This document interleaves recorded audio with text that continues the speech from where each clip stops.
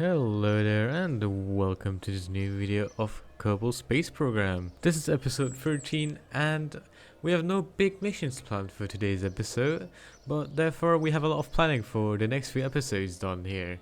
So of course, last episode we missed out on the Moonoid 3 mission which we were supposed to launch, but we are gonna do exactly that now, and as you can see in the time lapse, I'm currently designing the Moonoid 3 mission. If you've been paying attention, there's actually no Moonoid 2 mission. This is because we scrapped the design and directly headed towards the Moonoid 3.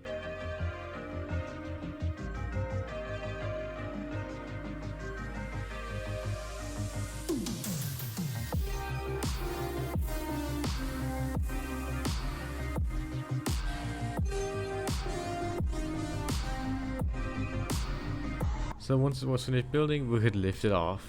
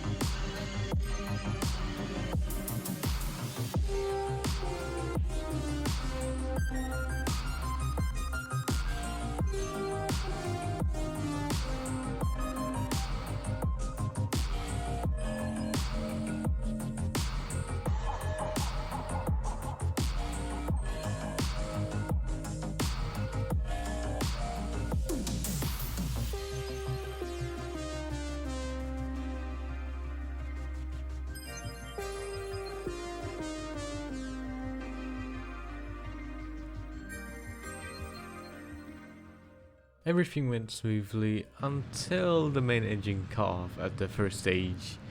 And yeah, as you can see, we first occurred a performance loss and 2 seconds later an entire engine loss. So therefore our goal was kinda ruined and we couldn't achieve orbit to the moon anymore. But the best we could do is still bring it into a normal Earth orbit. But as you can see, I tried that as well, but the last stage failed to ignite in first place, which was very disappointing because it's 2 times the same engines and both of them failing at the same time at the same mission. It is really embarrassing for the Bobcat engine. So we will have to use a different engine next time, which is more reliable.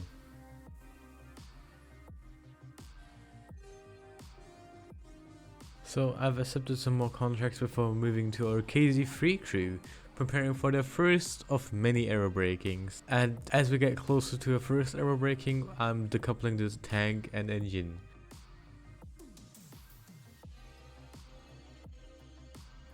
For those of you questioning why do they have that many aero brakes, why is their periapsis that high, it's because we are purposely doing this due to us wanting to see how the heat shield survives and acts in such strange conditions, and if so, for how long.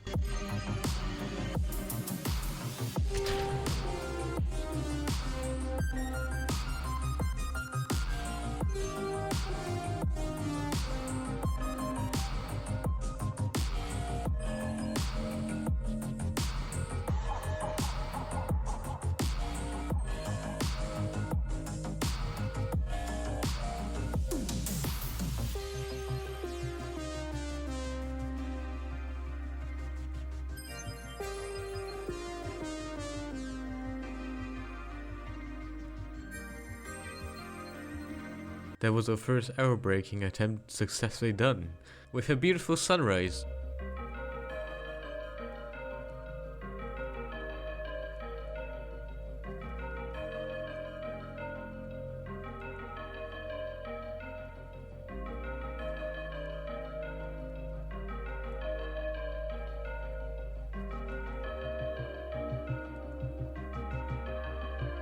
And as you can see on your screen right now, we had a perfect transfer window from Earth to Venus, which was good due to us wanting to launch an Venus flyby probe soon, in around 20 days from now. It should slightly touch the atmosphere of Venus and try to return back to Earth. This would be our first interplanetary mission next to the moon. I named the mission Vinis 1, which is planned to go, like I said, in around about 20 days from now. So probably next episode.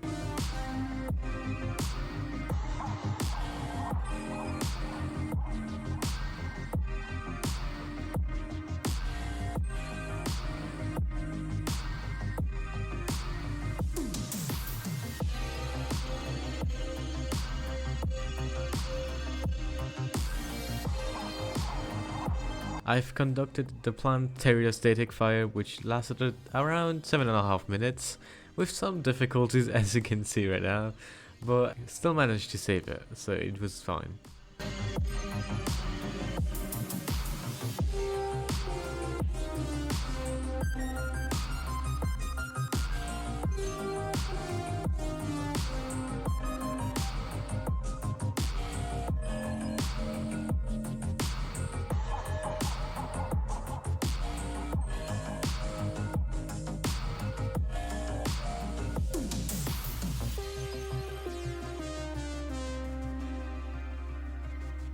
So the rest of the episode will now just be permitted to launches and just basic contract doings.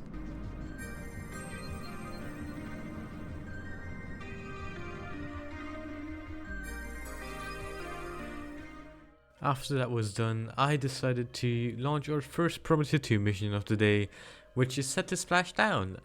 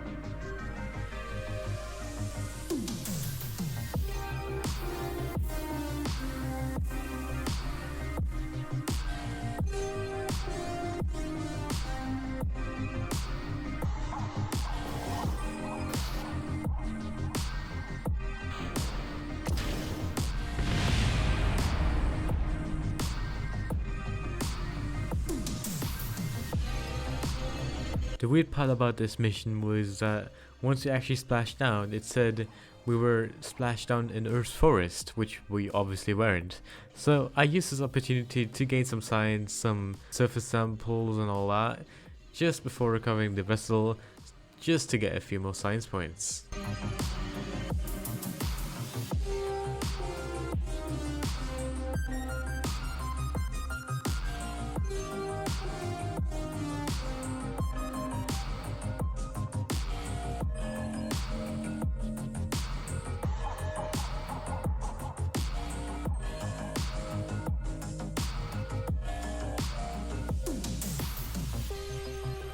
After recovering the vessel again, I've decided to accept even more contracts, which were easy to do as well, just to get our funds up in order to be able to fund the Vinis 1 mission.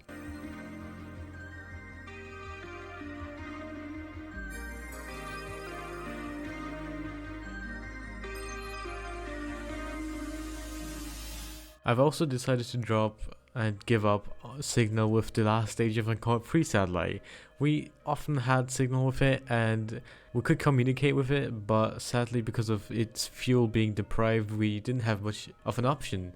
So we terminated the connection between that space junk piece and us, since it wasn't savable anymore. In the meanwhile, KZ3 though had its second error braking.